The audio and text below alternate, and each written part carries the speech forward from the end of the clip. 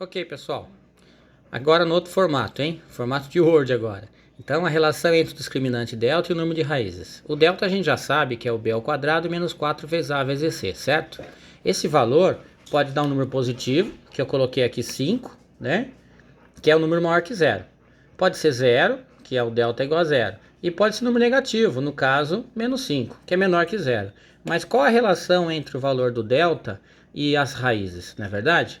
Nós temos, por exemplo, se o delta é maior que zero, ó, nós temos que a raiz do número positivo, a gente consegue tirar. Por exemplo, se fosse raiz de 5, a gente não consegue calcular ele exato, mas deixa indicado.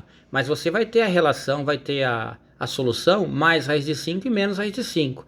Então você vai poder ter o x1 e x2, tá vendo? Porque é mais ou menos a raiz dele, tá vendo? Mais ou menos a raiz do delta.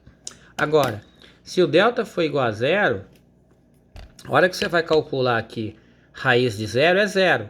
Então vai ficar menos b sobre 2a mais zero e menos b sobre 2a menos zero. Ou seja, a raiz x1 vai ser igual a x2. Vai ser uma raiz só que vai coincidir x1 e x2. Agora, quando o delta for menor que zero, por exemplo, a gente tem aqui raiz de menos 5. Raiz quadrada de número negativo a gente não consegue tirar. Então, nos reais, que é o conjunto que a gente trabalha, nós não conseguimos calcular o valor do x. Então, nós não vamos ter x1 e x2, ok? Então, se o delta for maior que zero, número positivo, eu tenho x1 e x2. Aqui, ó. Se o delta for igual a zero, eu tenho x1 igual a x2. E se o delta for número negativo, eu não terei x1 e x2, ok? Nesse caso, não existe raiz à equação, tá? Foi isso. Até a próxima.